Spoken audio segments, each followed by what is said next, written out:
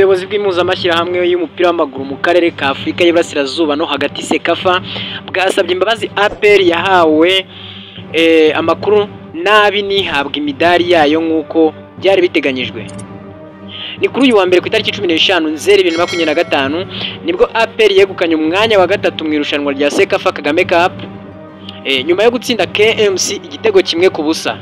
Igitego cyinjijwe na Meme Lauf Dao.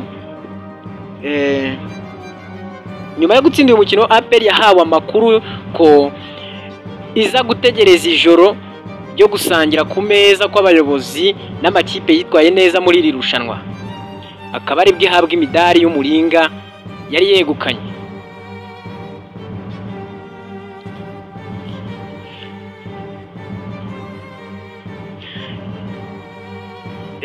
Gusa siko byagenze, ahubwo amakipe yitwaye neza yahembewe ku kibuga nyuma y'uko Singida Black Star itsinze Al Hilal Omdurman ibitego 2 ku mukino wa nyuma igatwara igikombe.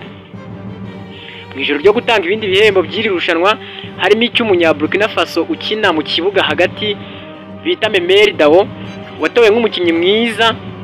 Ikipe y'ingabo z'igihugu yasabwe imbabazi.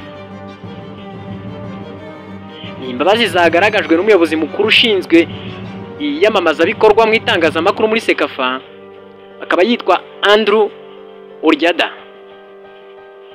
Yagize ati mu izina rya komite ya Sekafa ndashaka gufata uyu mwanya ngo saba imbabazi ikipe ya APR. Hatanzwe amakuru nabi bituma ubwo hatangwaga imidari batagaragara ku kibuga. APR yahembwe ibihumbi 10 by'idolari irahaguruka muri Tanzania yerekeza i Kigali kuri uyu wa kabiri tariki ya 16 Nzeri, dore ko binateganyijwe ko izasubira ku kibuga ku wa kane tariki ya 18 Nzeri 2025 ikina na Gicumbi FC ku munsi wa kabiri wa shampiyona y'u Rwanda. Meme Dao yabaye umukinnyi w'irushanwa mwiza w'irushanwa rya Sekafa Kagame Cup.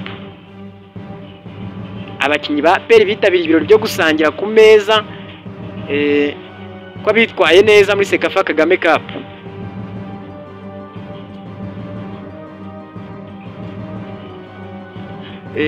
Naho Rayon Sport iri kwitegura guhura na Singida Black Star mu mukino w'ijonjora rya mbere rya Confederation Cup.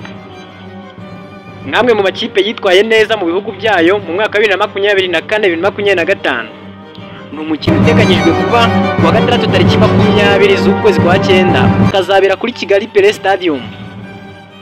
Mu butumwa Rayon Sport yanyujije ku mbuga nkoranyambaga zayo yasabye abakunzi bayo kwitabira ari benshi. Yagize ati uko kuzuraga stade mu majoro y'amateka kongera tubikore na none, tuzahora tubahiga iteka kuko turi ikipe ya mbere mu gihugu. Singida Black Star ntabwo yatinzemo kuko yahise isamira hejuru ubu butumwa imenyesha ikipe yo mu Rwanda ko ikwiriye kwitonda. Yagize iti muzarusyaho mwebwe.